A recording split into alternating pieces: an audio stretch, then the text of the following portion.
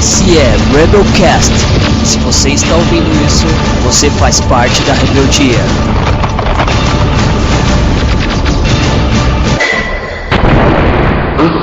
Who's that?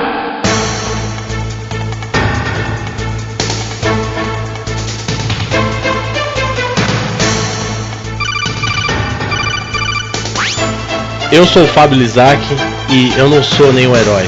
Eu sou apenas um peão contratado para fazer um trabalho sujo. Pensou, né? Pesquisou.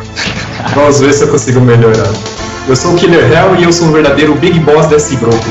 Olha só. Não, tem outro, hein? Tem outro, Isso é hein? porque o patrão não tá aqui. Só por isso. Aqui é o Thiago e... Iva? Tasty. Eu sou o Jim Rocks e... Grey Fox! Esse é o nosso primeiro Rebelcast sobre games, né, Dinho? Porra, finalmente um de games. E começando com um jogo, né, que é o jogo. O jogo. Depois desse a gente pode falar de qualquer merda, porque a gente começou pelo melhor. Que é Metal Gear Solid!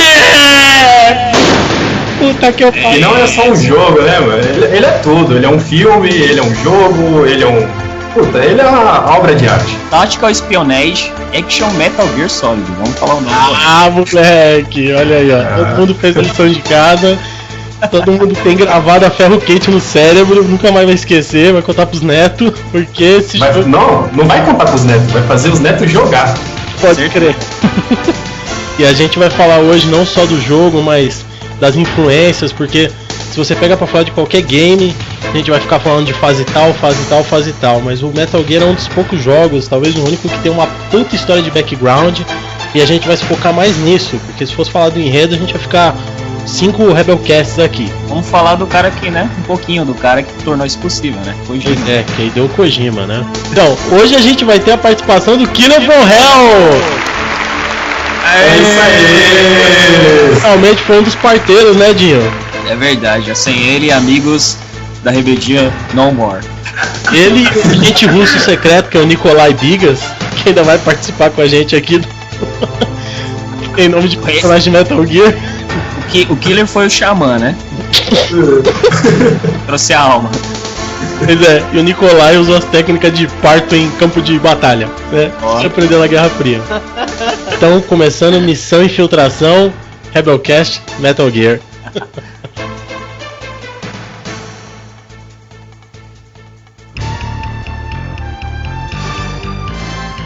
Mas então, Fábio, antes da gente começar essa missão de infiltração, a gente tem que ir pro briefing, né?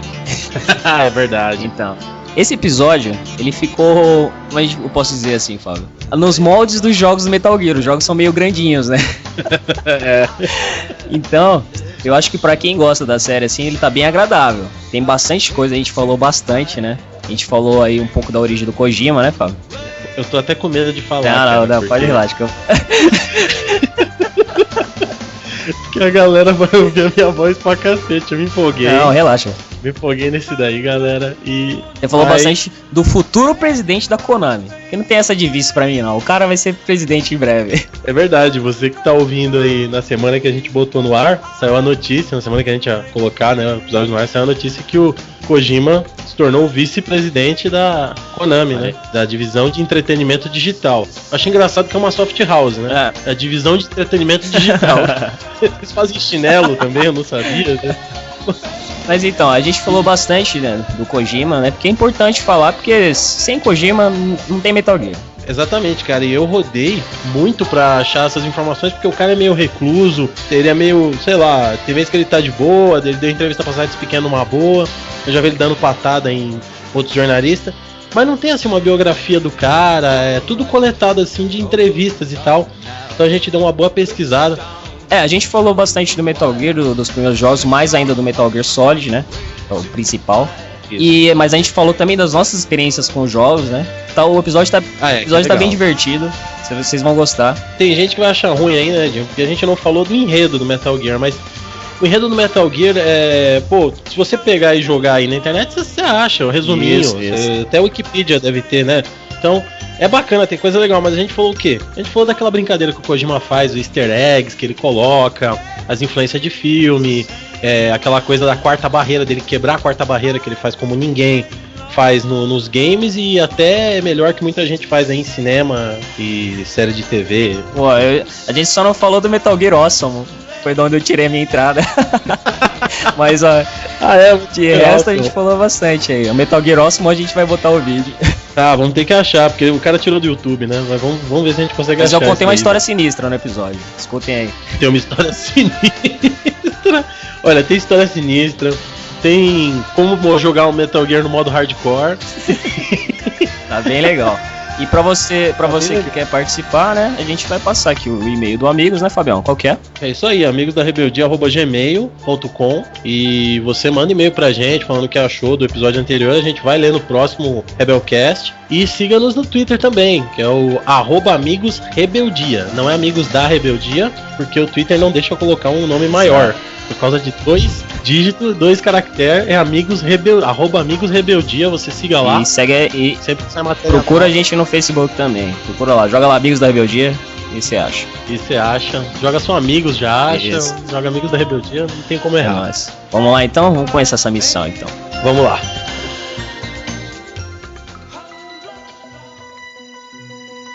O Metal Gear, ele tem influências de 1000 coisas, né? Ele tem uma linguagem cinematográfica que a gente costuma ver em jogos, sempre que sai um filme bom, blockbuster, você vê alguma referência a algum jogo.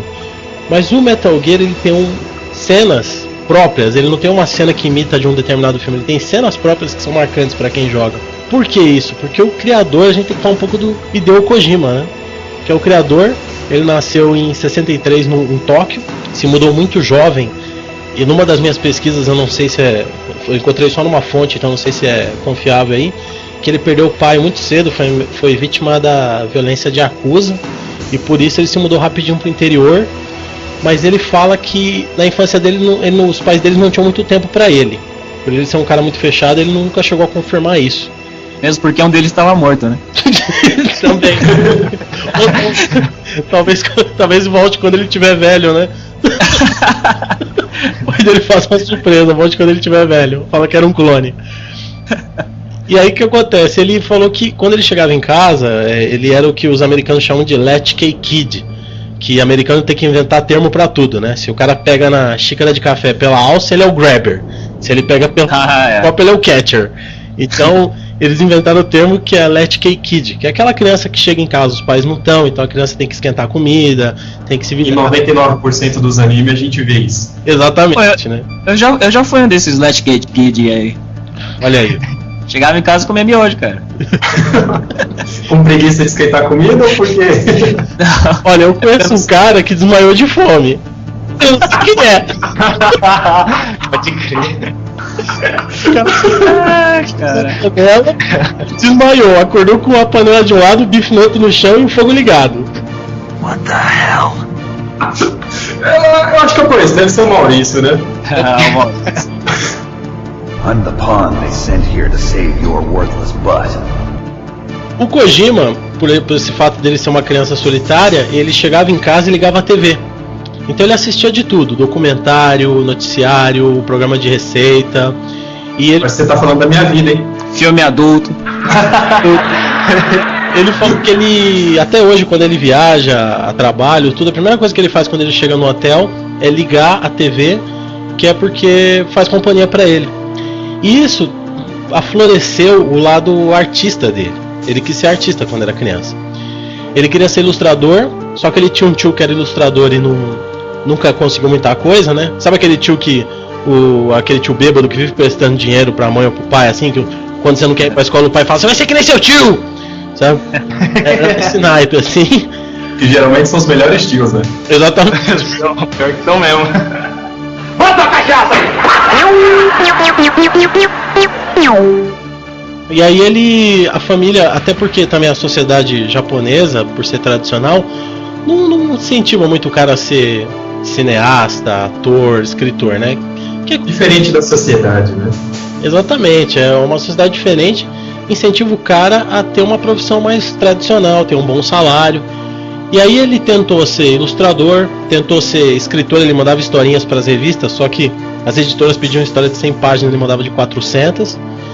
E depois ele conheceu amigos na adolescência que tinham câmera de 8mm. E aí, como todo bom nerd, em vez dele convidar umas adolescentes para fazer um filme caseiro, ele escrevia roteiro e ficava fazendo filminho com os amigos. E ele falou que o tempo livre que os pais deles tinham com ele levava ele pro cinema, não passava muito tempo assim. Então isso influenciou muito na mente dele, mas chegou a idade de decidir o curso que ele ia fazer, curso superior, ele decidiu fazer economia, né? Foi pra faculdade fazer economia, que era uma coisa mais aceita, assim, né, pela sociedade.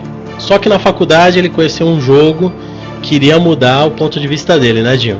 Olha aí, quem diria, cara, que esse jogo que eu joguei pra caramba na minha infância ia ser o responsável por outro jogo que eu joguei pra caramba na minha adolescência.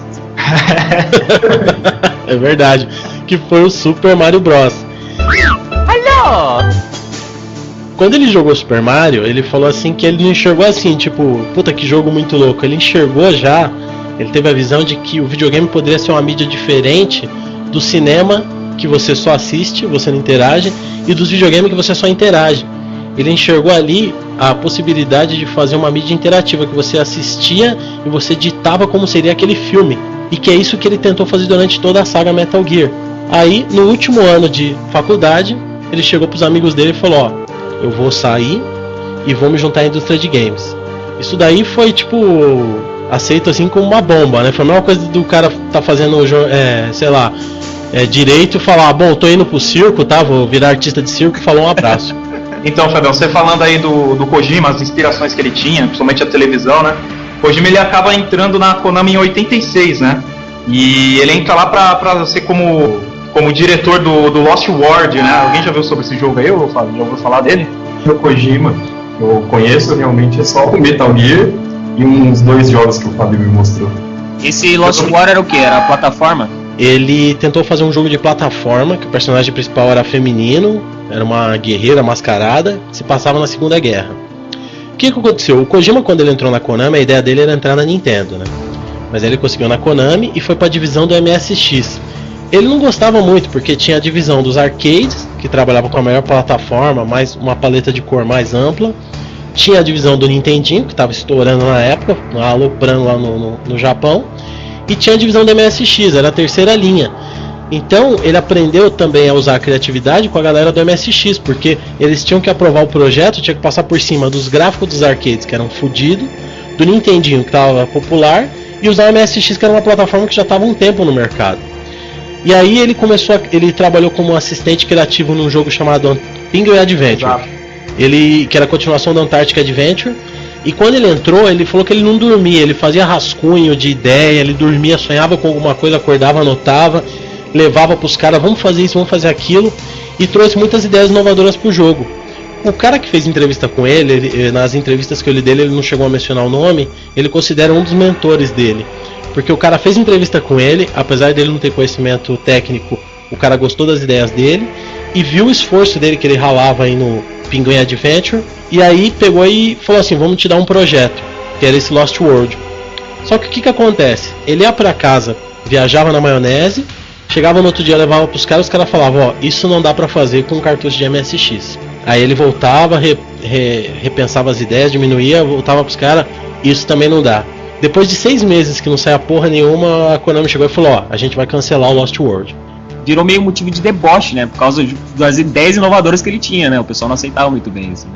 Isso, ele falou que teve uma época que, em vez do pessoal dar bom dia, chegava pra ele, quando cancelaram o Lost World, falou assim, antes de você morrer, completa um jogo.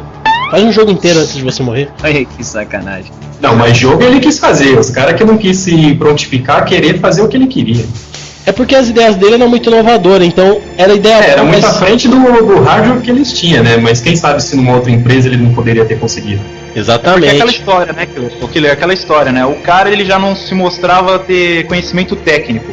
Então ele já não tinha moral nenhuma com os caras, digamos assim. Ele veio com uma história, os caras já nem dava bola, digamos assim. Tem inveja também, porque o cara criou um cargo pra ele, era um cargo inédito, que era assistente de criação, acho que era, pelas ideias dele. Então o nego já olhava assim e falava, porra, esse cara entrou como assistente aí, que era no Penguin Adventure, já tá como assistente de criação. E ele chegava e falava pros caras pra fazer as coisas, e os caras meio que, isso daí não dá pra fazer. né? Tipo, tirando ele de burro. Quando cancelaram o Lost World, ele pensou em sair da Konami e tentar na Nintendo. Aí esse cara que fez entrevista com ele falou: chega aí, vamos almoçar ali, ó, vamos jantar ali, convidou ele pra um jantar. Na verdade convidou ele pra tomar cachaça, deve ter ido, né? Pinga! Vamos trocar uma ideia. Aí começou a... japonês quando sai é só pra beber. É só saque, né, cara? Aí... Só umas 4. Só umas 4 latinhas. Eu só bebo latinha. Aí pegou e falou pra ele, cara, começou a dar aquele papo motivacional. Ele decidiu ficar na Konami. E aí veio a oportunidade, né? E aí veio a oportunidade, finalmente, de Metal Gear, que no Japão se chamava Metal Gear. Metal Gear. Cara, Metal Gear foi inspirado no quê? Já que ele passou a infância dele assistindo filmes, né? Fugindo do Inferno, The Great Escape, um filme de 1963. Alguém já viu? Eu não vi, é o ano que ele nasceu, né? É com o Steve McQueen esse filme aí. Steve McQueen, cara, grande ator de filmes de ação. Então ele já nasceu assistindo o filme, viu? Como o cara é bom, mano. E cara, esse filme eu ainda não assisti, mas eu já vi assim, vi trailer, né? Li sobre ele também um pouco pra ficar mais inteirado no assunto. E eu percebi que muita coisa do Metal Gear sai daquele filme, por isso que eu tô louco pra ver ele. Inclusive eu já comprei ele. Você comprou via... Comprei na locadora aqui e tá aqui, Great Escape, cara. Vou assistir esse filme que deve ser fox demais, cara. Tô ansioso pra ver.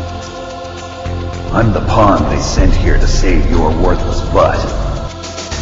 As plataformas antigamente, assim, elas o combate assim era meio limitado, também não era tão, né, divertido, digamos assim.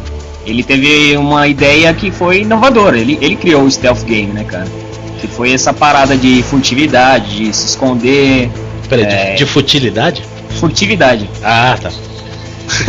Até porque luta corporal, a única coisa que você vinha era um porco espinho pulando na cabeça dos bichos ou um gordinho caindo de bunda em cima dos cogumelos. Então, exatamente. Então ele criou um estilo para você evitar esses confrontos. E aí nasceu o gênero stealth game. E nasceu Metal Gear, entendeu? Quando chamaram ele, chegaram assim com a ideia dele e falaram, ó, a gente tem uma ideia de um jogo de plataforma, só que a hardware tá limitando. A gente não consegue desenvolver o combate, né? Foi meio que uma coisa assim, tipo, você não é o fodão? Tu não é o fodão? Você não é o cara das ideias? Então desenvolve um combate aí. Desenvolve um esquema de luta, de enfrentar o adversário. Sem bater nele. Sem bater nele, né? Tipo, que economize memória. Aí ele chegou e ele falou, pô, se eu for fazer um jogo de guerra, eu vou fazer um jogo de guerra baseado no meu filme favorito, que era o The Great Escape. Aí ele chegou no outro dia e falou pros caras, ó, a ideia é evitar o confronto. O anti-combate. O anti-combate. Ele falou que um dos caras chegou pra ele e falou assim, na frente dele, falou pro outro cara, esse novato aí, além de não ter terminado um conceito de um jogo, agora quer inventar um jogo que você foge do inimigo? Aí esse cara que ele fala que é um dos grandes mentores dele na Konami falou, não, peraí, ouve a ideia do cara. Aí ele começou a falar, os caras falaram, pô, pode ser interessante. E aí nasceu o Metal Gear, cara. Os caras deviam ficar zoando ele, né? Como é? Vai se chamar o quê? Metal Gear Pussy? Aí que acontece, o jogo fez um sucesso na época, só que na época assim não tinha uma EGM da vida, né, umas revistas assim especializadas tipo a Nintendo World, né, revistas especializadas, distribuição de mídia, né? Não tinha uma mídia especializada, profissionalizada na área de games, né? Tanto que foi por isso que ele foi escrotizado quando ele falou na época da faculdade que ia trabalhar na área de games, porque ele fala que na época foi quando o cara que faz a trilha sonora do Final Fantasy, que me fugiu o nome, entrou na área, porque ele queria ser maestro, e ele chegou a ouvir assim de cara falando assim, ó, esquece você ser maestro, você nunca vai ser, você tenta ser um músico razoável aí. E o cara foi lá, fez a trilha sonora de Final Fantasy, hoje é consagrado. Tinha muito cara que tentou uma determinada área e não conseguiu e entrou na área de games. Então eles tinham a preocupação de elevar o nível da área, para não ser uma área de mídia underground, uma coisa assim, tipo, que só fica na seção de brinquedos lá, sabe? Eles queriam mostrar que o game tinha a potência de virar uma mídia, exatamente como cinema, como rádio, né? Ter uma mídia diferente, como a televisão. E aí ele falou que levou essa ideia pros caras, nasceu, bombou no MSX, né? Na medida do possível, no boca a boca. Mas chamou a atenção de alguém muito importante, que era a Nintendo.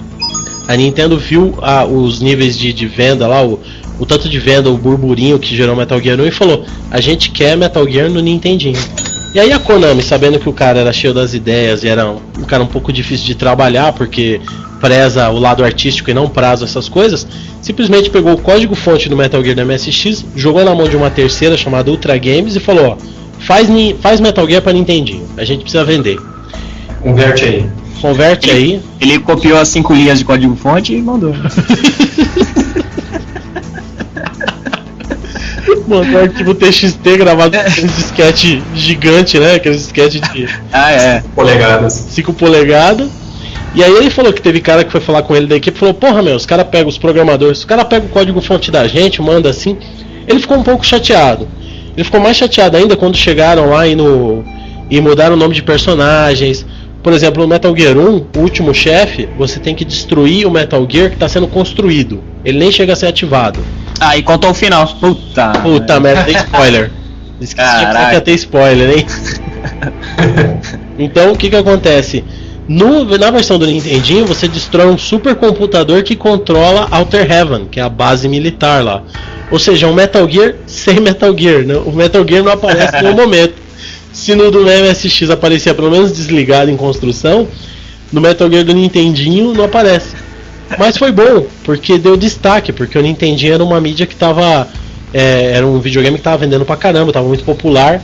E aí chamou a atenção e vendeu pra cacete no Nintendinho. A revista Nintendo Power, ela fez uma lista dos melhores jogos do Nintendinho. E ele foi o 104º jogo numa lista de 200, né? Não foi o primeiro, mas foi um jogo que saiu como os melhores jogos do console. Eu não joguei muito, eu joguei um pouquinho, mas quem jogou mais foi o Thiago. O Thiago pode falar melhor aí do Nintendo Metal Gear primeirão. Então, eu joguei na versão MSX, né? Que eu posso garantir que é difícil pra caramba, e o Dinho que jogou a do NES também pode garantir, né, Dinho? Cara, é muito difícil, velho. Eu juro pra você que eu me esforcei pra caramba, velho, pra chegar longe. Mas chega uma hora que é controle quebrado no meio, velho. Tem jeito. Exato. E, cara, o jogo, como o Dinho falou, começou ali o estilo stealth, né? Tem aquela coisa que a gente viu, vai mais pra frente nos outros Metal Gear que vem depois. Você não cruzar o caminho dos inimigos, que eles ficam indo atrás de você e tudo mais. E tem coisas que já vem daquela época, cara, que ele manteve depois, que, por exemplo, ração já tem cartão com nível pra você abrir portas. Já tem a Nikita, cara. A Nikita aparece já, você controla o míssil que você tira, que solta dela. Tem o Thermal Google e tem até o cigarro do Snake, bicho. Cara, não faz nada. Faz alguma coisa no NES, Odinho? Porque no MSX você põe não faz nada, cara. Eu usei um pouquinho e falei, não acontece nada, troca. Aí eu fiquei usando, tipo o scope, né, cara? Eu falei, como é que é o scope, cara? Como é que os caras fizeram isso aqui, né? E na verdade, tipo, você vê a outra tela, a tela seguinte, né? O binóculo enxerga a tela seguinte. Eu achei muito legal isso, cara. Ele fazia tipo a cruz, né? Via uma tela acima, uma abaixo, uma esquerda e uma direita, né? Isso. E lógico, e você já entra no caminhão pra pegar a arma no começo, né? Então, isso também aparece em outros jogos também. Exato. Porque você começa o Metal Gear peladão, né? Sem item nenhum, você tem que fugir, que era a ideia, o conceito que ele queria. E aí, que é o primeiro filme, né? Exatamente. É o terceiro jogo. Que depois ele resgatou, fez uma referência. Ele tá pelado, né? Ele fez uma referência no terceiro jogo, que é o Metal Gear Solid 3 Snake Eater, que o nome da primeira operação é Naked Snake, que é cobra nua, né? Uhum. Aliás, tem uma coisa interessante aí, porque o codinome do Snake é Solid Snake, né? Tem um vídeo do Angry Video Game Nerd, que é muito legal, que ele fala assim, porra, Solid Snake? Coloca o codinome do cara logo de pau ereto, né? Solid Snake, puta que pariu. Mas apesar da conotação aí, o Kojima sempre foi um cara ligado muito em política. E ele quis fazer uma referência ao codinome do informante que tinha no caso Watergate, que era o Deep Throat, que é o Garganta Profunda. Ai meu Deus, olha aí. Começou. Eu queria ver até onde a gente ia sem começar com a putaria. Não durou nem 20 minutos, durou? Não durou não. E o Agente Mil?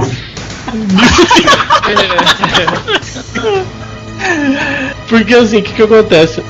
O informante do caso Watergate, ele falava os podres lá pra um jornalista, eu não me lembro. E ele usava o codinome Deep Throat, Garganta Profunda, que foi considerado o primeiro filme pornô hardcore, né? Inclusive estão fazendo uma biografia, um filme biografia da atriz lá, né? Que fez o filme. Tô fazendo uma colonoscopia em quem? E aí o que acontece? Ele pegou e quis fazer uma referência a isso, então ele falou, vamos colocar o codinome também com um nome meio pejorativo, né? Solid Snake, a missão é de infiltração, né? Então tudo bem. Mas aí o que acontece? A Nintendo falou assim, porra, vendeu pra cacete o Metal Gear 1, e se tivesse um 2? A Nintendo chegou pra Konami e falou, nós queremos o 2. A Konami nem pensou duas vezes, chegou pra Ultra Games, que tinha feito a adaptação do primeiro, e falou, inventa o Metal Gear Solid 2 aí.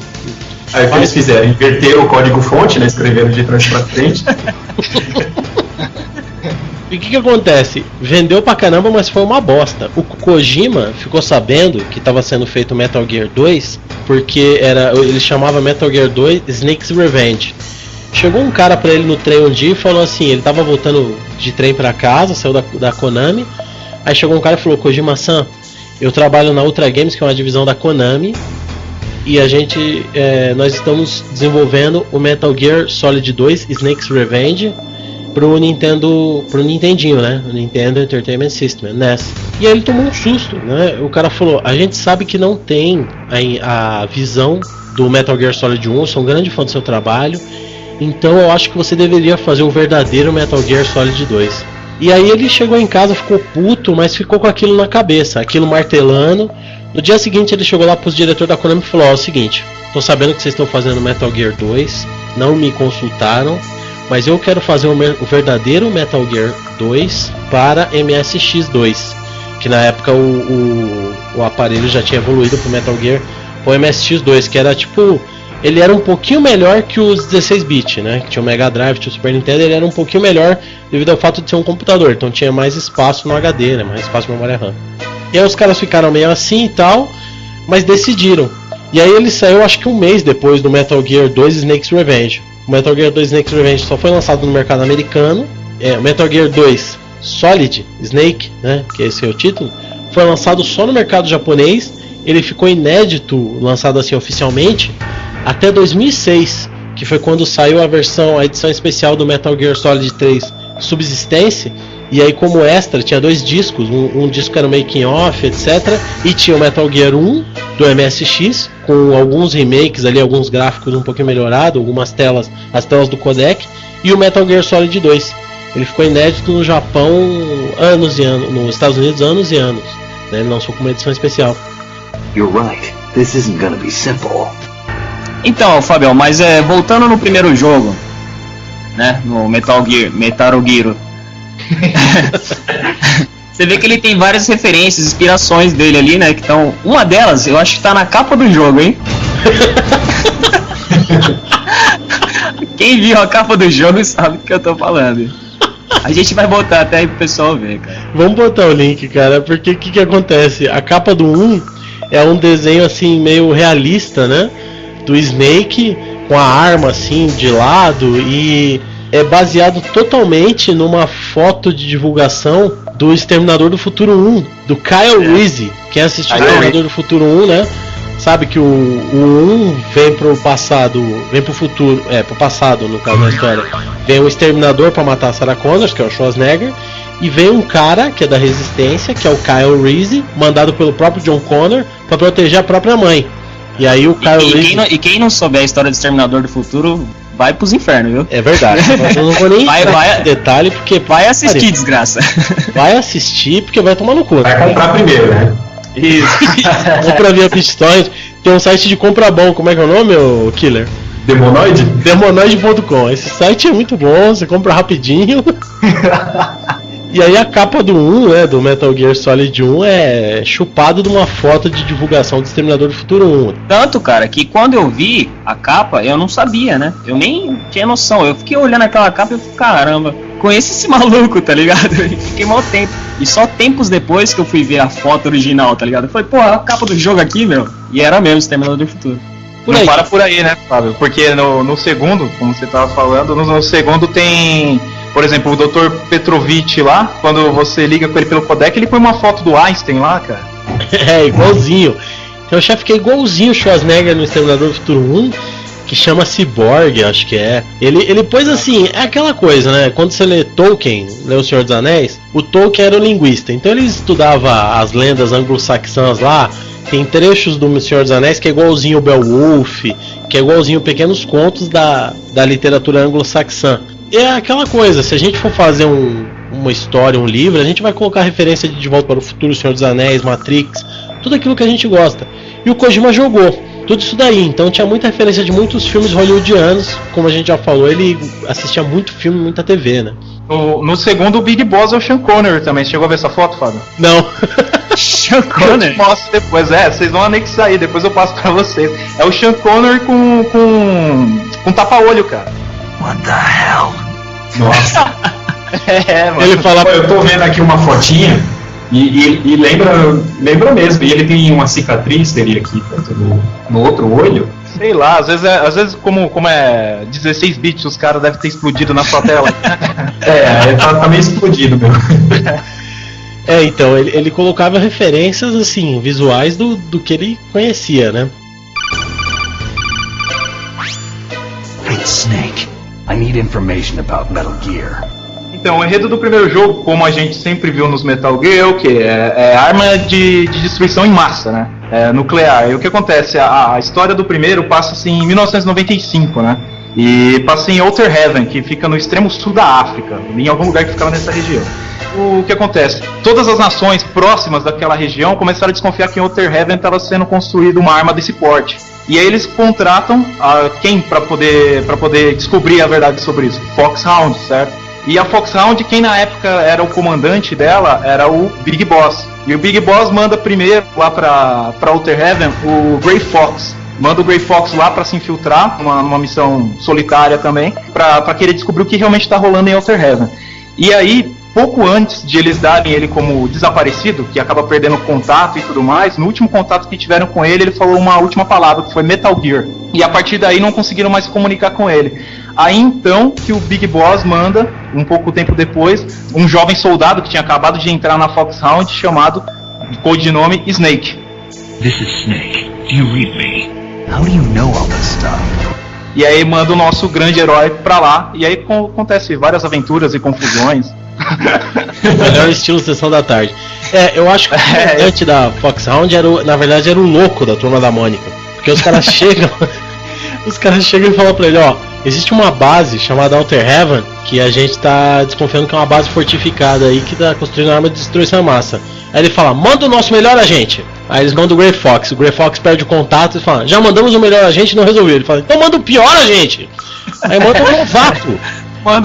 Manda o noob. Como você já falou o final mesmo, eu vou dar um spoiler grande, né? Mas tem o porquê que ele mandou esse novato também, né? Eu acho que o Dinho pode falar que ele jogou um pouco. Não sei se você chegou lá, né, Dinho? Você desistiu antes, né? Cara, desisti antes. E não tem problema de falar o final, cara. Ninguém salvou isso aí. Só quem salvou foi os caras que desenvolveram essa porra. Não, e agora eu vou falar que nem o patrão também, que nem o Big Boss, né, cara? O The Boss. Quem não jogou também até hoje em dia vai tomar no c... A gente vai falar spoiler mesmo E dependendo da pessoa, tá tão acostumada com jogos de hoje em dia que não consegue jogar isso aí. Não consegue. Foi por isso que eu acho que talvez eu não consegui jogar, cara. Mas então, ele manda o Snake, que é um novato, por quê? Porque o Big Boss, ele tinha, na realidade, ele que comandava aquela porra de Outer Heaven, né? Ele nos anos que ele trabalhou se fodendo como um soldado e tudo mais, ele acumulou uma grana ali e investiu nessa base. Fortificou ela toda e queria depois tocar o terror no mundo. É isso que ele queria fazer. Provavelmente, que nem o Fábio falou, ele mandou o melhor soldado dele, o Grey Fox, pra depois não ter nenhum empecilho, digo eu. Acabou com o cara lá, queria acabar com o cara. E depois mandou o pior pra quê? Pra só satisfazer as nações que estavam contratando a Foxhound. E como ele não era tão experiente, pensou que ia ter conflito de informações, o cara não ia conseguir dar conta do recado, né? Mas aí depois ele percebeu que subestimou o cara. E aí ele aparece, o Big Boss aparece como... Depois que o próprio Snake destrói o Metal Gear, na versão do MSX, o Big Boss aparece e eles têm uma luta mano a mano, né? A primeira. Exato. Exatamente. Porque o que acontece? Até nisso o Kojima é legal, ele botou um puta clichê, né? Que foi colocar o cara novato indo pra uma missão e chega no final o chefe, o vilão é quem tá por trás, assim, é um plot twist, né? Que o nosso amigo lá, o M. Night Shyamalan, diretor do Sexto Sentido e Corpo Fechado, que tá numa fase de merda, né? Adora fazer. Ele colocou, mas de uma forma muito clichê. Mas diferente da maioria das coisas que a gente vê, ele deu uma explicação, né? O cara mandou ele propositalmente, mandou um novato só pra ser bucha de canhão. E aí beleza, se você pega e derrota o Metal Gear, você explode o Metal Gear, quando você tá fugindo da base, começa uma contagem regressiva que a base vai se autodestruir, você enfrenta o Big Boss, aquele cronômetro rolando, uma questão mó tensa, e aí você derrota o Big Boss e foge, e aí a base explode. Mas o que é legal nesse jogo é que já tem algumas coisas assim, que o Kojima, você vê elementos, que o Kojima, desde o primeiro, ele tentava fazer algo diferente, essa ideia que eu falei. Quando ele jogou Super Mario, ele enxergou o game como uma forma de mídia interativa, diferente do cinema, diferente do próprio videogame. Ele queria uma história que fosse interativa. Você já vê elementos, por exemplo, que você vê depois no Metal Gear Solid. Tem uma hora que quando você está indo para derrotar o Metal Gear, o Big Boss liga para você e fala assim: Snake, você precisa reiniciar o seu MSX e deletar o seu arquivo de save. Ele fala desse jeito. Que é por quê? Porque o Big Boss tá com medo de você descobrir que ele que é o cara que tá por trás, então ele já tá tentando te fuder. I'm the pawn they sent here to save your worthless butt. Mas aí voltando pro 2. O Metal Gear Solid 2 saiu pro Nintendinho, como a gente falou. Foi bom por um lado porque ajudou a divulgar a franquia, mas o verdadeiro, que o Kojima considera o verdadeiro Metal Gear 2, é o Solid Snake, que saiu pro MSX, e tem um site chamado RetroReviews.com. Ele faz um review, uma análise, uma crítica de um jogo, considerando como se eles se transportassem para a década que o jogo foi lançado. E aí eles analisaram a indústria de game na época, etc. E eles falaram que foi um dos jogos mais inovadores da época e é o mais próximo possível que se pode chegar a jogar Metal Gear Solid em 2D. Por quê? Porque o jogo já tinha o radar, ele já tinha os soldados inimigos com campo de visão, apesar de ser 2D. Ele já agachava, entrava em cano, em tubulação. Ah, e essa rastejar em duto aí, essa parada é do Great Escape lá que ele tirou, cara. Olha só, olha aí. Já vem de lá. Tem um outro filme também que é sobre fuga, que provavelmente foi influência dele, que chama Expresso para o Inferno. Esse filme tem por incrível que pareça, o irmão menos famoso da Julia Roberts, que é o Eric Roberts, mas ele faz um papel muito bom. E tem o John Voight, que é o pai da Angelina Jolie, e que é a história de uns caras tentando fugir de Alcatraz. Também tem um filme de fuga, etc. Provavelmente teve influência também pro Kojima. O Metal Gear 2, eu joguei um pouquinho, eu travei logo no comecinho, assim, antes de entrar na base, mas o Thiago jogou bastante o 2, né, Thiago? Fala um pouquinho aí. Cara, eu joguei, assim, outro jogo difícil pra caramba, eu também duvido quem salvou, né? Então eu joguei algumas horas, perdi algumas horas nele. E o legal, assim, que você já vê também nesse jogo é algumas coisas que eu apelidei de coisas de Kojima, né, cara? E, por exemplo, nesse segundo jogo, ele tem uma parte que você entra numa sala e você escuta, né, aquele sonzinho lá, alguém fala pra você no rádio que é alguém batendo na parede, né, porque pelo sonzinho não dá pra descobrir. Mas então, alguém batendo na parede e tipo um código Morse, sabe? Tutum, tutum, tum, tum, tum, tum, tum, tum, tum, tum. Tutum, tutum, tum, tum, tum, tum, tum. Tutum, tutum, tum, tum, tum, tum, tum, tum, tum.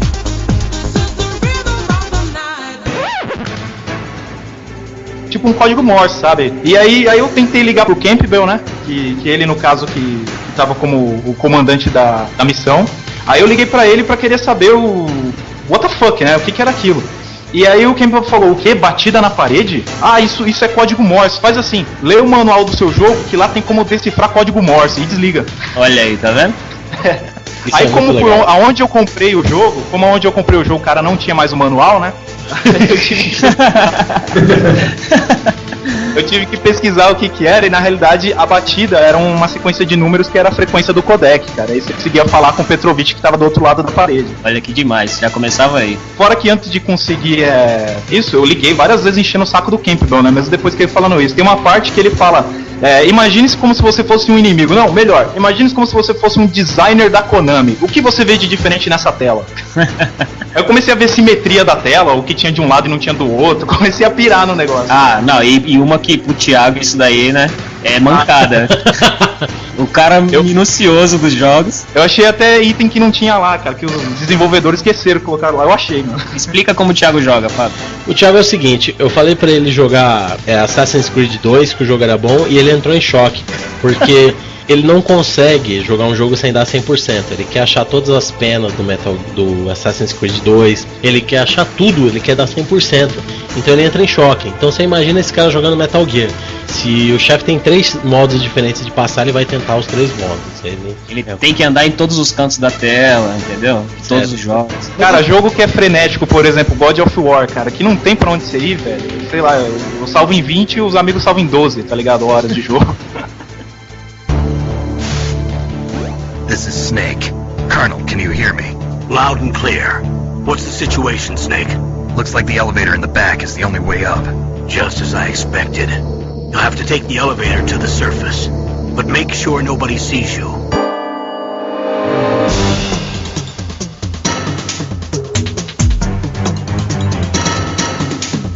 A gente pode pular pro Metal Gear Solid, porque o Metal Gear Solid, o Kojima decidiu fazer uma espécie de reboot da franquia. Ele era pra ser o 3, né? Isso, exatamente. Ele é uma continuação ao mesmo tempo que é um reboot, sabe? Ele cria novos personagens, mas que fazem referência ao Metal Gear 1 e o Metal Gear 2 Solid Snake. Por exemplo, no Metal Gear 2 tinha um ninja que chamava Black Ninja. Esse Black Ninja é o Grey Fox, né? É o ninja do Metal Gear Solid. E como é que começou isso? Ele abandonou o MSX2, ele já foi consagrado ali dentro da Konami pelo menos como um bom designer e começou a buscar outras mídias com tecnologia. Então chegou o CD-ROM aos PCs e ele desenvolveu o Snatcher, que é um jogo que é muito chupado de Akira, de Blade Runner. Ele se passa numa sociedade pós-apocalíptica. Ele fala de ciborgues que tomam a aparência dos humanos, né? Matam aquele humano e... Aí vem o Exterminador de novo. Veio o Exterminador de novo. Ele jogou tudo aquelas influências que ele tinha de cinema, né? Ladrão de Corpos, que é um filme que já foi refilmado 1 milhão de vezes. A última refilmagem foi com a Nicole Kidman e o último James Bond aí, né? Que é Os Estranhos, né? E aí ele jogou todas essas influências no jogo. O jogo é muito bom. A versão do Sega CD é a melhor. Se você puder comprar via download pelo Demonoid, jogar por torrent, é muito boa. Tem pro Sega CD? Tem pro Sega CD. Ainda bem que eu tenho meu Sega CD. Olha aí, ó. E aí o que acontece? Ele começou a explorar essa coisa que ele viu desde o Super Mario, que era o quê? Uma forma de você contar uma história interativa. Mas aí chegou o 3DO, que foi o videogame que na época usava CD e que tinha assim, uma tecnologia revolucionária para a época. E aí ele lançou um jogo chamado Space Nauts. Tinha muita gente pedindo uma continuação do Snatcher, mas... Peraí, não era Policenauts? Isso, Policenauts. E aí ele desenvolveu o Policenauts, que era o sucessor espiritual do Snatcher. Era uma história futurista, a tecnologia já tinha desenvolvido a um ponto que já existia o vídeo comprimido, que ele podia colocar cenas de vídeo dentro do CD, e aí as cenas, as cutscenes eram contadas de forma de anime. Quem jogou o Metal Gear Solid 1 do PlayStation 1, quando o Otacon fala assim que a ideia dele era construir robôs que nem ele via nos animes, mostra uma cena de anime. Essa cena de anime não é de um anime, é do Policenauts. Fora nessa hora também, o pôster que tem na cena, né? Você vê um pôster do Policenauts na parede. E não só aí, né? Você também tem referência do Policenauts também no Metal Gear 4, se eu não me engano. Ah, aí tem. Tem. Pra vocês terem uma ideia, na edição especial do Policenauts que saiu pra 3DO, tinha um disco de extras, e nesses extras tinha uma arte conceitual do que seria o Metal Gear Solid 3, tinha uma personagem chamada Meryl, que era uma personagem do Policenauts, e já tinha arte conceitual do Metal Gear Solid 3 do Metal Gear Rex, porque ele já estava desenvolvendo o Metal Gear Solid 3, que seria a continuação do Metal Gear 2 Solid Snake do MSX, que ainda estava inédito nos Estados Unidos, e ele já estava aproveitando aquela mídia do CD, do 3DO, para desenvolver um novo jogo. Só que aí, um belo dia, a Sony lança os kits de desenvolvimento. O que acontece? Quando uma produtora lança um novo console, elas lançam os kits de desenvolvimento para soft houses, para elas já ficarem cientes de como funciona o hardware, etc. E aí lançaram os kits do PlayStation para Konami. Aí o Kojima chegou e falou: e esse PlayStation aí, o que dá para fazer? E aí o programador falou: puta cara, isso daqui dá pra fazer muita coisa, dá pra fazer isso. E aí ele foi pros diretores da Konami e falou: é o seguinte, o PlayStation vai superar o 3DO. A gente quer migrar o Metal Gear Solid 3 para o Metal Gear 3, aliás, para o PlayStation. Aí eles copiaram o código fonte de novo? Novamente. Ele já tinha um certo cacife, né? Não era mais... Sofria bullying dos amigos dos colegas de trabalho. Já tinha um nome, né? Já tinha um nome, né, cara? Pelo menos quem se ligava em games já sabia que era Hideo Kojima. E aí ele pegou e transportou a mídia, por isso que o Metal Gear Solid, ele se chama Metal Gear Solid e não Metal Gear 3. E aí ele decidiu fazer um reboot também. Ele inclusive no Japão se chama Metal Gear Solid Tsuneki.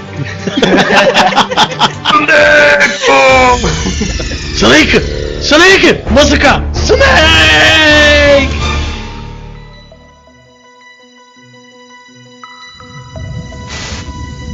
It's Snake. I'm in front of the disposal facility. Excellent, Snake. Age hasn't slowed you down one bit. How's that sneaking suit working out? I'm nice and dry, but it's a little hard to move. Bear with it. It's designed to prevent hypothermia. This is Alaska, you know. Take it easy, I'm grateful. If it weren't for your suit and your shot, I would have turned into a popsicle out there. An anti-freezing peptide, Snake. Got it.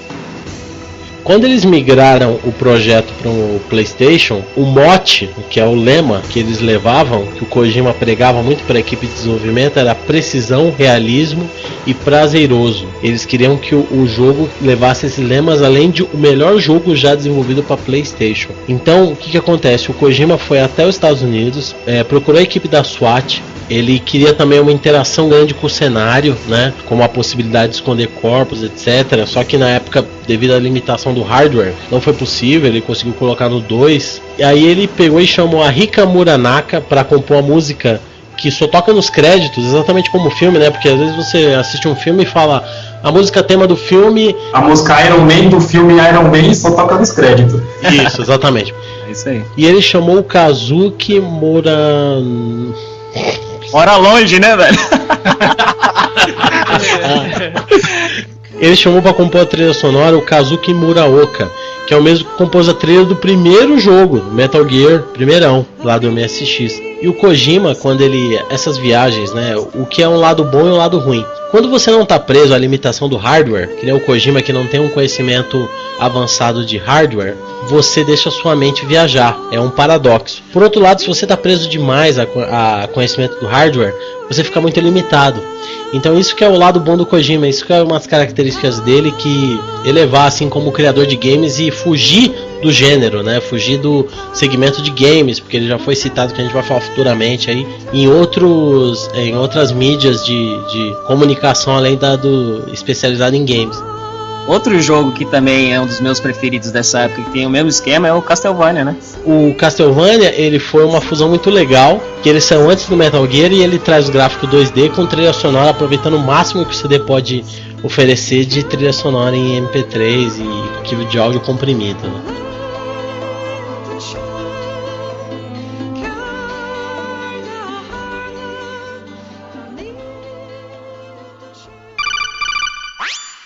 Snake, there are only 18 hours left until their deadline. You've got to hurry. Wow, you must be crazy to fly a hind in this kind of weather. Who's that? Oh, sorry. I haven't introduced you two yet. This is Mei Ling. Nice to meet you, Snake. It's an honor to speak to a living legend like yourself. What's wrong? Nothing. I just didn't expect a world-class designer of military technology to be so... cute. You're just flattering me. No, I'm serious. Well, I know I won't be bored for the next 18 hours. Come on. Não, cara, é o seguinte, o que cada um daqui pensou quando jogou Metal Gear Solid a primeira vez? Porque eu pensei, que bosta de jogo, né?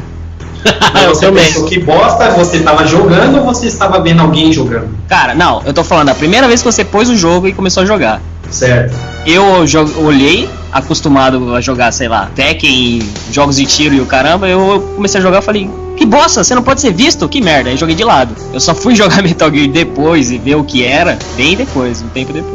Olha, eu acho que eu sou, digamos, privilegiado. Eu vi Metal Gear em 98, que um ano depois saiu, né? Fui na casa do amigo meu, que a gente vai na escola cedo, né, 7 horas da manhã, fui chamar ele. E o cara não queria sair, nem me atendeu, o pai dele que abriu a porta e eu entrei. Eu vi ele jogando, mano. O que foi que a gente falou sobre de escola nesse dia? Mano? A gente ficou jogando e não conseguia fazer as coisas porque, porra, sei lá, quantos anos? 12 anos? ninguém entendia nada, bolhufa de inglês, e assim, foi jogando na raça, sem entender a história, mas vendo que o jogo tinha uma coisa profunda, assim, entendeu? Você já sentia isso mesmo sem entender a história, né, cara? Isso, assim, o diálogo a gente não entendia nada, mas a gente percebia que não podia ser visto, que a gente vai pelo elevador, sobe o elevador, aí tem o helicóptero, aí quem é que tá no helicóptero nessa hora, quando a gente termina de subir o elevador? Se eu não me engano é o Liquid. Isso. A gente vai até o heliporto, né? Chega no heliporto, tá! Aí vem aquele monte de cara, morreu. E o legal nessa época que a gente vai jogando, não vai entendendo o que tem que fazer e vai tentando, né? E vai tentando. Aí beleza, a gente conseguiu matar todo mundo, e agora? Pra onde a gente vai? Até descobrir que tinha uma porcaria de um buraquinho, mano. Eu acho que a gente passou 1 hora naquela tela vazia sem ninguém, mano, porque tinha matado todo mundo. E fora isso, ir pra descobrir aquelas paredes que você tinha que detonar com a C4, cara. Mano, e jogando, aí parece mais aqueles joguinhos de apontar e clicar, né? Olha, você vai fazendo tudo o possível até achar o que tem que fazer. Então, eu tinha começado a jogar o Metal Gear Solid, parei nessa parte aí, né, logo do começo. Mas isso com quantos anos? Cara, quando saiu, porque o meu PlayStation também, eu comprei na época que saiu o Play. O jogo, eu peguei no ano que saiu, eu só fui jogar mais ou menos 1 ano depois. Eu acho também. Que deve ter sido por aí, né? 98, né? Por aí. O jogo saiu em 98 e eu fui jogar também por aí, 1 ano depois. Eu tinha comprado uma revista, né? Que era daquelas que acho que hoje em dia não existe mais, que traduz quase todas as falas do jogo, traduz quase tudo que tá acontecendo. Ô Dinho, deixa eu só fazer um parênteses aí. Galera, quem tá ouvindo o Rebelcast e não jogou Metal Gear Solid 1, seja do PlayStation ou seja do GameCube, vale muito a pena correr atrás em sebo dessa revista, porque ela traduz toda, se você não manja de inglês, ela traduz todo o enredo. Você tinha ela também, Fábio? Eu não tinha, cara. Eu me lembro que eu comecei a jogar Metal Gear, eu vou falar da minha experiência com Metal Gear. Na época eu tava viciado, eu tava comprando direto jogos de PlayStation alternativo, mas não vem ao caso. E aí eu cheguei e tinha comprado todos os lançamentos. Aí eu olhei Metal Gear Solid, tinha visto crítica em revista idolatrando. Eu falei, bom, vou comprar, o jogo é consagrado, de repente presta pra alguma coisa. Comecei a jogar, não consegui entrar no elevador. Pode tirar sarro. Eu não consegui entrar no elevador. E aí eu larguei de mão. Aí um belo dia eu cheguei eu moro em periferia, então quem mora em periferia sabe que teve muito cara na década de 90 que encheu o cu de dinheiro colocando videogame pra alugar lá por um X número de tempo, até hoje tem, né? E aí eu cheguei um belo dia numa locadora de um cara que eu conhecia, ele era dono da locadora, e ele falou assim, essa molecada vem todo dia pra jogar Metal Gear. Eu falei, puta, aquele jogo chato que é visto por cima, porque eu não gosto de jogo que é visto por cima. Eu gosto de jogo que é visto em terceira ou em primeira pessoa. E aí no dia que eu vi a molecada jogar, eles chegaram no Revolver Ocelot e apareceu o Ninja. You're pretty good. Just what I'd expect from the man with the same code as the boss. It's been a long time since I had such a good fight, but I'm just getting warmed up. Watch! My hand!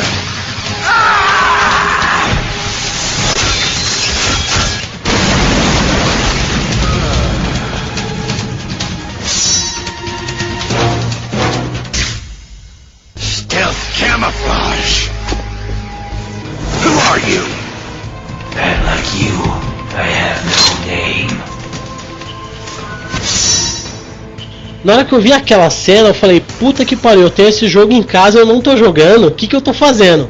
Eu saí da locadora, fui direto pra casa e comecei a jogar. E eu acho que era 1 ano ou 2 anos depois do lançamento também de Metal Gear. Aquela revista, ela me salvou muito, cara, porque eu comecei a entender, né, mesmo que ainda de um jeito limitado, porque o Kojima, ele põe a história ali, mas algumas coisas é meio a você entender do seu modo, né? Exato, ele coloca, quando o Snake é preso no primeiro Metal Gear Solid, que o Revolver Ocelot vai torturar ele, e ele fala assim, você não é nenhum POW, Prisoner of War, prisioneiro de guerra. Então eu tive que pesquisar para saber o que era POW. Exatamente. Ele fala assim, aqui não existe Convenção de Genebra. Eu tive que pesquisar para saber o que é Convenção de Genebra. Então ele já usava termos militares que só se você pesquisar, correr atrás, você descobre o que é. E aí eu comecei a pegar o drama, pegar o que era Metal Gear. Porque quando você pega Metal Gear Solid pela primeira vez, que foi o primeiro jogo que eu joguei, ele te dá um tapa na mão. Você quer pegar, sair dando tiro, ele fala, não é assim não, amigo, isso não é Contra, isso é Metal Gear Solid. Então, eu ia falando, complementando o que o Fábio disse, dos termos técnicos e tudo mais, cara, é isso que ferra às vezes pra você entender a história, cara. Porque eu tô lá, sei lá, uma cena de quase 20 minutos do Hideo Kojima lá, gráfico bonito, mas começa esses termos, cara, começa a ficar boring, sabe? Aí eu começo a perder o foco do que o cara tá falando, e quando eu quero voltar o foco, já passou o que ele falou, né, velho? Tem um lado bom e tem um lado ruim, né, cara? Porque apesar de ficar boring, ele puxa você pra pesquisar um pouco sobre política, sobre guerra. É assim, só que você tem que ter um caderno do lado, anotar todos os termos pra depois você pesquisar, né, cara? Até aí você já achou boring.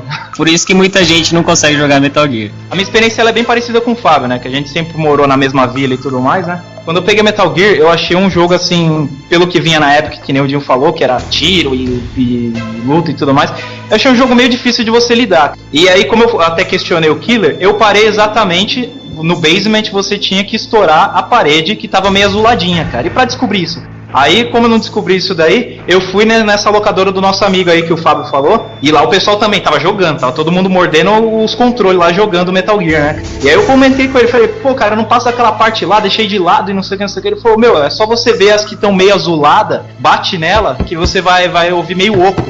Aí sim você implanta lá C4, já pegou a C4? Já. Aí você implanta C4, estoura que você vai continuar o jogo. Pô, cara. Cara, demais, né, velho? Então, você teve sorte, porque você viu a parede azulada. A gente, o que aconteceu? Eu tava jogando o videogame, eu acho que em NTSC, e a porcaria da TV era pau-M, então não pegava cor. Caraca, mano, estilo Metal Gear Solid Hardcore, velho. Imagina o cara batendo na parede de cabo a rabo do basement, cara. Não, a gente explodia tudo, mano. A gente atirava em mesa, o que a gente achava que podia explodir, alguma coisa assim, porque tem nessa hora já é dentro da Outer Heaven e você vê um monte de equipamento no chão, né? Nos corredores que você passa. Então a gente atirava em equipamento, encostava, clicava, mandava ele checar. E de vez em quando meu amigo, tinha o irmão dele mais velho, eu tava lá com seus 20 e poucos anos, ele já entendia de inglês. Só que ele não morava na casa, ele só passava. Então a gente geralmente começava a jogar mais só era final de semana, quando ele aparecia. Pra ele poder falar pra gente o que estão mandando ali, né? Tá acontecendo. É. Cara, eu vou ter que falar que esse jogo foi um dos responsáveis, vou fazer uma confissão aqui. Joguei tanto esse jogo, depois que eu peguei essa revista, que teve um dia que eu acordei cedinho e eu falei, é hoje. Hoje eu vou salvar Metal Gear Solid, velho. Mas da onde você tinha parado ou do início do jogo? Não, do início não. Já tava jogando um tempo, mas é porque, velho, foi um dos primeiros jogos que eu comecei a jogar que era desse estilo gigante, né? Jogo grande. Quantas horas deve ter o Metal Gear Solid? O primeiro? Deve ter de cerca de 7 a 8 horas, por aí. 7 a 8 horas. Então, no modo Thiago não. No modo Thiago tem umas 20. Então, naquela época, assim, Play 1, assim, era, sei lá, né, tava meio começando esses jogos maiores. Então eu já tinha jogado bastante, falei, caramba, o jogo não tem fim, cara, já troco o CD e o caramba. E aí eu falei, eu vou pegar e vou salvar, vou detonar nesse dia. Acordei cedinho e tô lá, comecei a debolhar, cara. Pá. A mãe perguntando, não vai almoçar? Já vou, mãe. Já dando 3 horas da tarde, tá ligado? E jogando. E aí, cara, lá em casa tinha uma gata, né, felina, da minha irmã. E ela ficava nos fundos do quintal.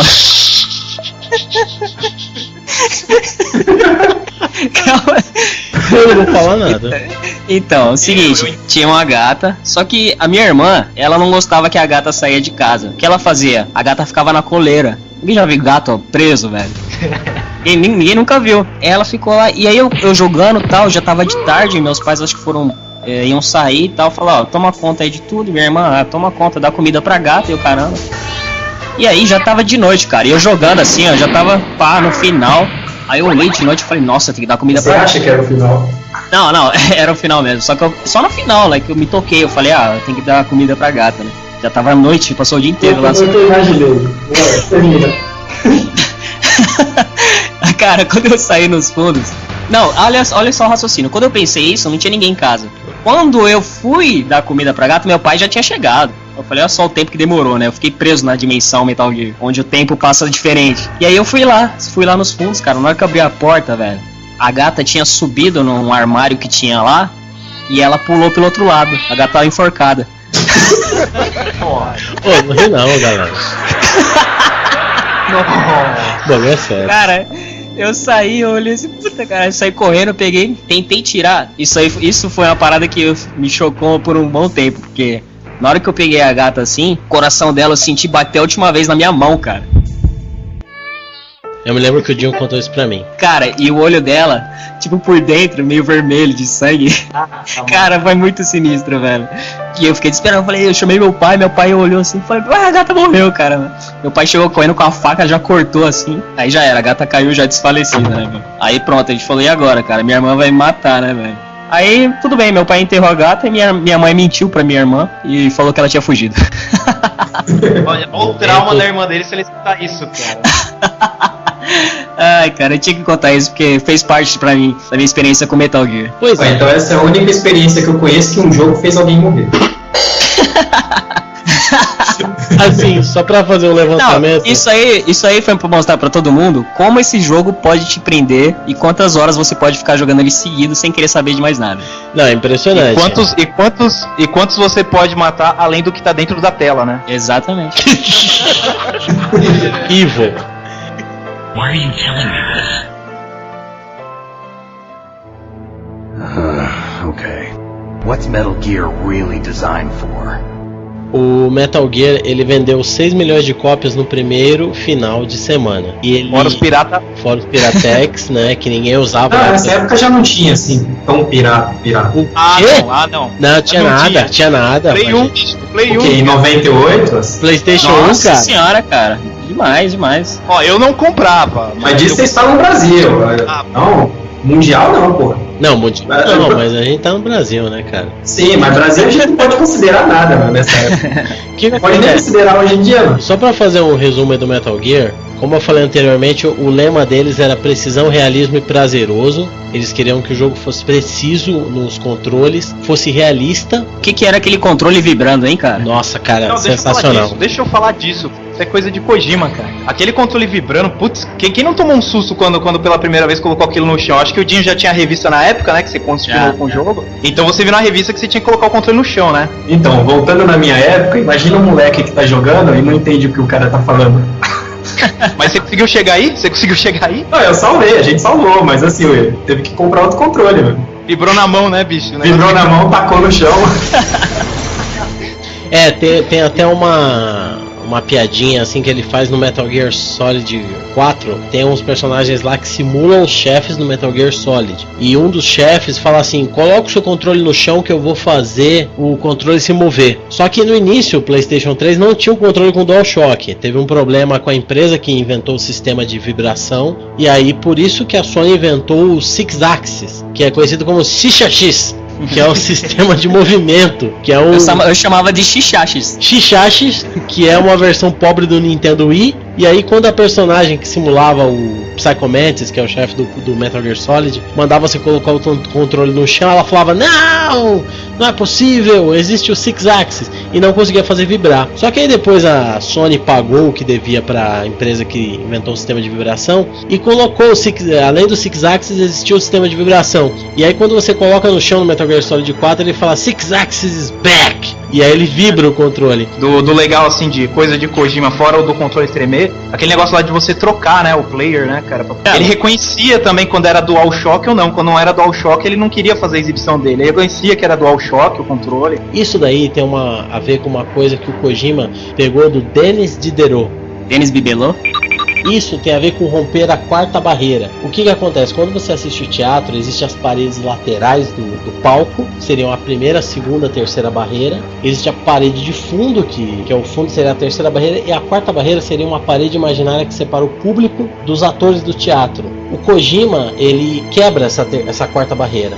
Para ficar mais simples, seria os normais, quem já assistiu os normais sabe, tem o Luiz Fernando Guimarães, a Fernanda Torres, quando eles falam assim: lá vem o flashback. O que acontece? Eles estão se comunicando com o telespectador. E o Denis Diderot falou que uma grande inovação seria essa interação, né? Exatamente, seria essa interação da equipe do teatro ali, do elenco, interagir com o público. Teve uma peça muito famosa na década de 80 que chamava Roda Viva, que um dos editores foi o Chico Buarque. Meu pai assistiu, falou que foi uma experiência inesquecível.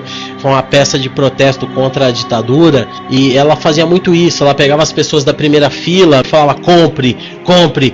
Aí começava a falar: 2 hambúrgueres, alface, queijo molho especial, Coca-Cola. que é isso? É quebrar a quarta barreira, é o elenco interagir com o público. E o Kojima buscou isso desde o primeiro jogo. E se você tem um save do Castlevania no Memory Card no PlayStation 1, ele fala assim: eu vou ler a sua mente. E aí o jogo busca se você tem um save de Castlevania. Se você tiver um save de Castlevania, ele fala assim: você gostou de Castlevania? Na verdade eu leio muito bem, ele fala: I can see into your mind. You like Castlevania, don't you? Isso é exatamente isso que o Kojima busca. É a busca do Kojima na carreira dele, que é o que? Inventar uma forma de interação de que não seja nem um game e nem uma obra cinematográfica, seja um misto dos dois. O Kojima ele não busca criar um jogo interativo, né, uma experiência interativa. Ele busca criar uma experiência cinematográfica interativa, quebrar a quarta barreira. Eu chamei tudo isso de coisas de Kojima, né, cara? Porque ele abusa disso daí, né? Nesse mesmo de ele dar um cheque, assim, lendo sua mente, se você, por exemplo, você grava várias vezes, porque eu sou o cara que grava várias vezes, né? Eu uso o mesmo save várias vezes, cara. E você fica gravando, ele busca e fala: você é um cara precavido, você tem salvado várias vezes e tudo mais. Still don't believe me. Now I'll read more deeply into your soul. You have not said often. You are somewhat reckless. I can read you like an open book. O Mendes chega até a comentar isso, cara. Ah, é verdade. Cara, isso aí foi tudo uma parada meio de deixar você louco, né, meu? Eu falo, caramba, esse jogo é muito animal, cara. E fora isso, Fábio, tem aquele esquema pra você matar o Mantis, né? Que pra você matar o Mantis tem um esquema de você trocar o player, né? Cara, você tem que trocar o controle pro Play 2. Você arranca do controle 1 e joga no controle 2. Ele não consegue ler sua mente. Animal isso, cara. Eu nunca tinha visto e tá difícil de ver outra coisa assim inovadora do mesmo jeito. A única coisa que teve inovadora assim que eu vi foi no Batman Arkham Asylum. Quem jogou sabe. Você chega num certo momento do jogo, ele dá uma mensagem assim: arquivo corrompido, e ele reinicia o jogo. Começa na tela de start. Só que quem tá dirigindo o Batmóvel é o Coringa, e você começa a jogar com o Coringa, e quem tá sendo levado preso no Asilo Arkham é o Batman. Isso é uma referência total de Kojima, cara. Os caras podem negar até o último, mas quem levou isso? Inspiração, né? Inspiração. Quem levou isso pros games foi o Kojima. By the way, sorry to disappoint you, but I did manage to smuggle out my smokes. How did you do that? In my stomach. Thanks to the shot you gave me that suppressed my stomach acids. Cigarettes? How are those going to help you? You never know.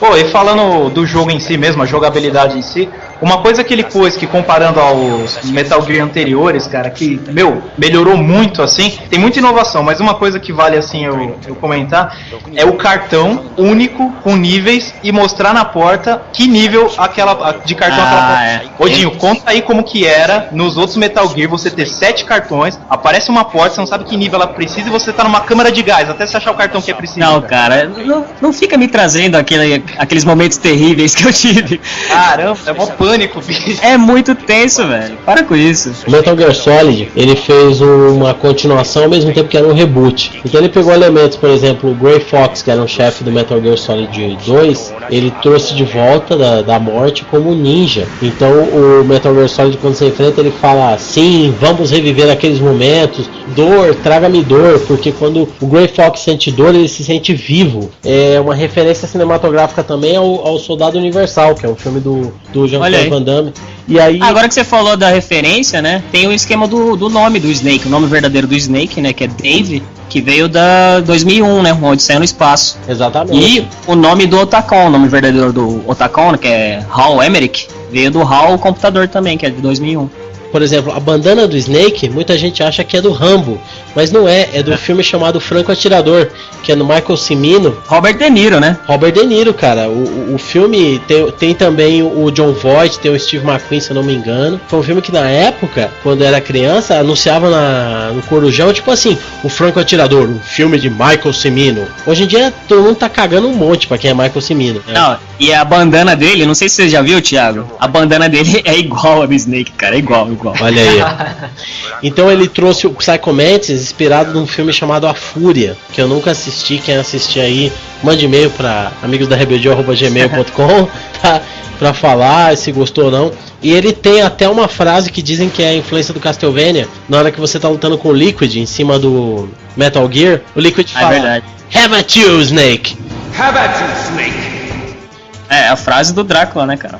Have at you! Pra mim, o momento mais marcante de Metal Gear Solid é quando você tenta contatar a Meryl e aí o coronel Roy Campbell fala assim: procure pelo codec dela na parte de trás da caixa do CD. Ah, é memorável, hein? Cara, eu rodei o Shadow Moses inteirinha em busca da caixinha do CD.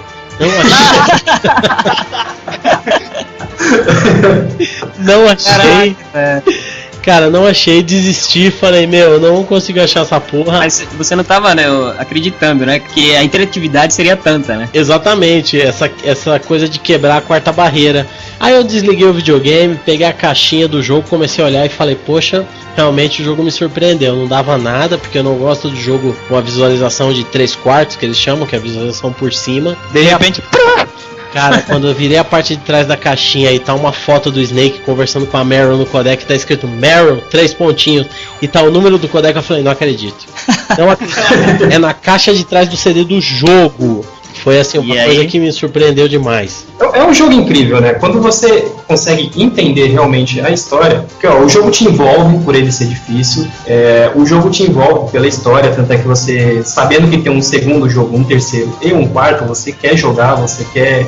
é que nem filme franquia, mano. É filme franquia, só que bom, entendeu? É por isso que eu acho que não deve se fazer um filme de Metal Gear. Não deve. Filme de Metal Gear, filme de Evangelion, filme de Cowboy Bebop não deve existir. This is bad. Porque cada jogo eu acho que deve ter uns 4 filmes dentro dele, né, cara? Teria que ser um seriado feito pelo Spielberg, sei lá, algo do tipo. Teve amigos meus que falou que só assistiu os cutscenes do jogo e ainda assim nunca jogou e ainda entendeu a história. Aí, tá vendo? Justamente por causa, né, dele ser daquela maneira bem cinematográfica, né, cara? Isso. Então, vocês falam de não ter filme do jogo, cara. Quando falaram pra mim do Philanthropy lá, o fan-filme, né, cara? Vocês falaram também que tinha e tudo mais, eu já fiquei meio assim, né? Porque, vamos recapitular aí filmes de jogos que a gente conhece. É Mario Bros. Double Dragon. O que mais que tem? Pô, mas Double Dragon eu gostei, mano. Não fala mal, Double Dragon. Você era moleque, cara. Assistiu antes dos 15 anos.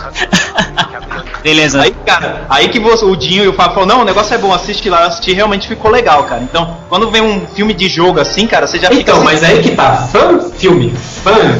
Então. Credibilidade, você pode dar um pouquinho. Né? Pode dar um pouquinho. Okay, I'm ready to go. O Metal Gear ele vendeu mais de 6 milhões de cópias no primeiro final de semana. O Metacritic.com, que é um site que ele agrupa críticas de sites em geral especializados, ele teve um ranking de 94% de aprovação de 100, né? Claro, né? Idiota. Lógico, por cento. Ele foi reconhecido como um dos melhores games e mais importantes do PlayStation 1. Ele popularizou o gênero stealth graças ao Metal Gear Solid 1. Aliás, o Metal Gear Solid do PlayStation 1 surgiu jogos como Splinter Cell e Hitman. Siphon Filter. Kojima foi lá receber o prêmio Excellence Awards de arte interativa no Japan Media Arts Festival em 98. Ô, louco! Era um festival assim que premiava artistas do meio da arte. E o Kojima foi lá receber, foi inédito. Foi o primeiro cara da indústria dos games a receber esse prêmio. Ele foi aclamado por publicações como o IGN, que é o IGN.com, que é o site N-Gamer, Game Pro. E ele foi aclamado por mim mesmo. Exatamente, que é o mais importante, né? Nós que jogamos. Foi aclamado por publicações de revistas como Entertainment Weekly, que é uma revista especializada em entretenimento, não em games. Game Trailers, que é um site de games. Game FAQ, Game FAQ. Famitsu, que é uma das revistas mais tradicionais de games do Japão. EGM, que é uma revista que já não sai mais, só sai digitalmente, não sai mais impressa. A Game Informer, a Game Pro. Em 2002, os editores do EGN.com escolheram ele como o melhor jogo de PlayStation, ou seja, o objetivo do Kojima, que era criar o melhor jogo de PlayStation de todos os tempos, foi alcançado. Eu não tenho dúvida. Os jogos com o PlayStation 3, ele é o melhor. Eu não tenho dúvida disso, cara. Exatamente. Amém. Em 99, o Kojima decidiu lançar uma versão integral, seria exatamente como o filme de sucesso o diretor faz o Director's Cut. Ele lançou o Metal Gear Solid integral, que trazia, além dos discos de VR, umas coisas meio bizarras, tipo modo de fotos que você fica tirando fotos da Meryl, Mei Ling, da Naomi, né? Ele trazia 300 VR Missions, que eram missões extras, aquelas missões daquela realidade virtual, né? Ele trouxe um modo de visão em primeira pessoa antes do Metal Gear 2 Sons of Liberty, que a gente vai falar futuramente. E ele trazia uma arte conceitual do Metal Gear Ray, que é a versão do Metal Gear que aparece no Metal Gear 2 Sons of Liberty. Além disso, dizem que em 99, se eu não me engano, o Kojima conseguiu finalmente, 2003 na verdade, o Kojima conseguiu conhecer o que ele considera o ídolo dele na indústria dos games, que é o Shigeru Miyamoto, criador do Mario, né? Porque afinal de contas, se não fosse Mario, o Kojima não teria brilhado os olhos deles aí e direcionados o esforço dele para a indústria dos games. Que Mario? Que Mario? O Killer sabe aí, qual que é o Mario? O Mario é o irmão do Luigi. Moleque! Mi Mario! Aquele que pegou uma Warp Zone atrás do armário. E aí dizem que o Kojima chegou assim e foi comer um lamen na rua, né? Essa é a lenda, né? Um homem? Um lamen. Eu entendi homem, volta essa parte. Se fosse aí seria em Shinjuku, né? Seria no bairro de... Mas ele estava, acho que em Akihabara, provavelmente, que é o bairro de indústria. Veja bem, não, peraí. Eu falei Akihabara. É o nome de um bairro, não é Akihabara, não. E aí o Miyamoto virou pra ele e falou: pô, por que você não faz um Metal Gear pro GameCube, seu arrombado? E aí o Kojima falou: pode crer, vamos fazer. E aí eles decidiram fazer o Metal Gear Solid The Twin Snakes, que quer dizer os Snakes Gêmeos, que lá saiu em 2004. Na verdade quer dizer as cobras gêmeas. As cobras gêmeas. Nome de novela, tipo, das 6, né? O sorriso do lagarto. E aí ele pegou e fez um remake do primeiro, do Metal Gear Solid. E o Kojima chamou o Ryuhei Kitamura, que é o diretor do The Duel. Alguém aí assistiu The Duel? The Duel? Qual que é esse? The Duel eu só lembro do jogo. Não, esse The Duel, esse Ryuhei Kitamura, ele pode ser considerado o Robert Rodrigues do Japão. Esse The Duel é a história de uma máfia da Yakuza que eles vão depositar corpos numa clareira lá, numa floresta. Só que um belo dia eles vão depositar o corpo de um cara e todos os outros mortos lá começam a ressuscitar tipo zumbis. Então tem aquelas cenas exageradas de ação, bem estilo Um Drink no Inferno, Balada do Pistoleiro.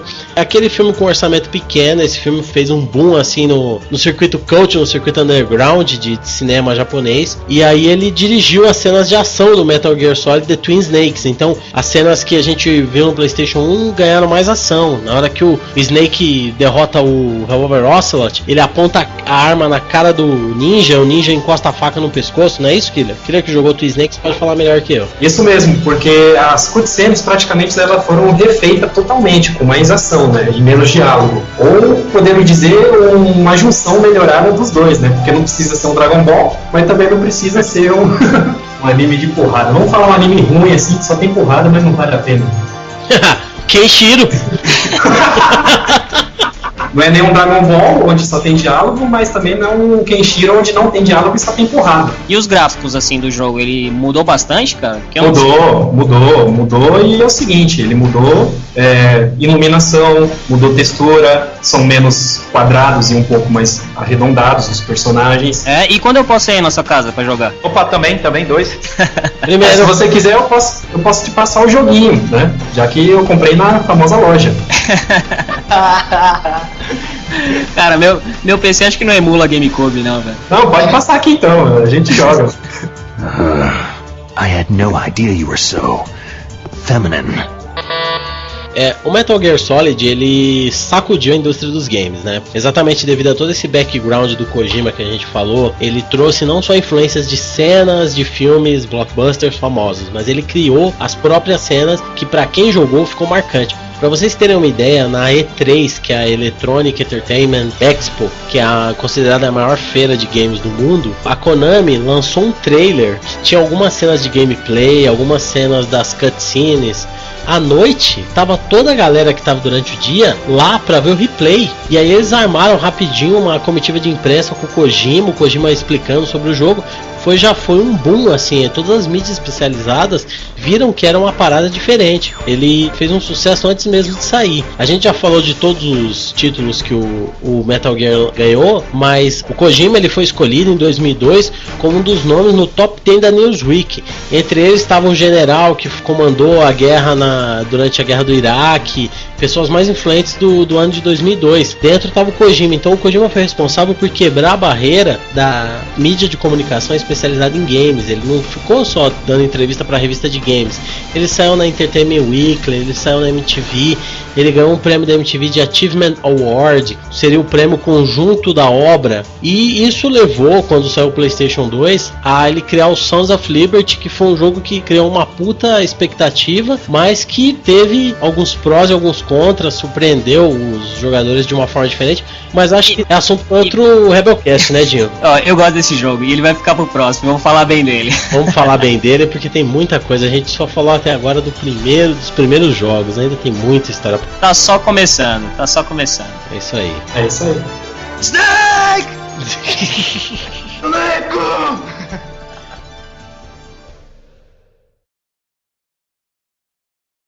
Quiet. Now listen close, because I'm only gonna say this once. I'm quitting. Because I'm gonna be dead soon. Damn!